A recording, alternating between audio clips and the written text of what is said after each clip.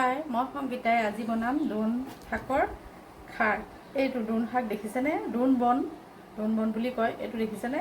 ইয়াক এই দোৰোণ বনটো মই দোৰোণ বনখিনি প্ৰথমতে ধুই মেলি চাফা কৰি কাটি ল'লোঁ। লগত দিবৰ কাৰণে মই ইয়াৰ মগু দাইল আধা কাপ মগু দাইল ধুই পেলাই তিয়াই থৈছোঁ। এয়া কাঁচা চানা আৰু পিঁয়াজ, আদা, নহৰু আৰু আচল মেইন ইনগ্ৰিডিয়েণ্ট এইটো মেইন বস্তু খাৰটো মই কলৰ বাকলি পুৰি খাৰ বনাই লৈছোঁ। বলকচোন চাওঁ কেনেকৈ বনাওঁ। মই কেৰাহীত তেল দিলোঁ। খাৰ যে কমকৈ তেল দিলেও হ'ব দেই। এই নহৰুকেইটা তেলত দি দিওঁ। নহৰুকেইটা মই পিচি কৰা নাই, কাটি লৈছোঁ মিহি মিহিকৈ। জলকীয়াকেইটা দি দিলোঁ।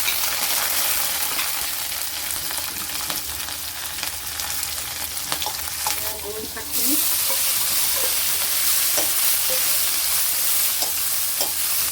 তিয়াই থোৱা মগু দাইলখিনি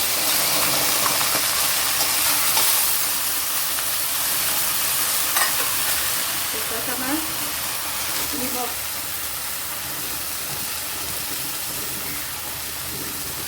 মই খাৰত হালধি নিদিওঁ। আপোনালোকে দিয়ে নাই নিদিয়ে ক'বচোন বাৰু। এতিয়া এই আদাখিনি মই তেলত নাই দিয়া। আদাখিনি খাৰ বনাওঁতে এনেকৈ দিওঁ।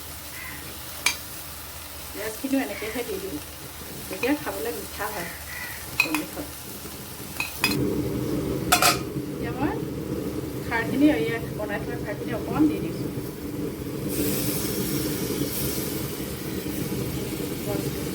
বেছিকৈ দিব নালাগে, 4-5 চামুচমান দিলোঁ। এয়া হৈ গ'ল দেই। লাষ্টত মই কেইটামান মান ধনিয়া দিছোঁ। মই আপোনাক আমি খাবৰ কাৰণে উলিয়াই ল'লোঁ।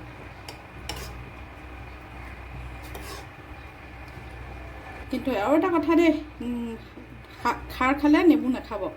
আমি নাখাওঁ মানে, সেইকাৰণে আপোনালোকৰ খাৰ যদি বনাই নাখাব নেমু। সেইদিনা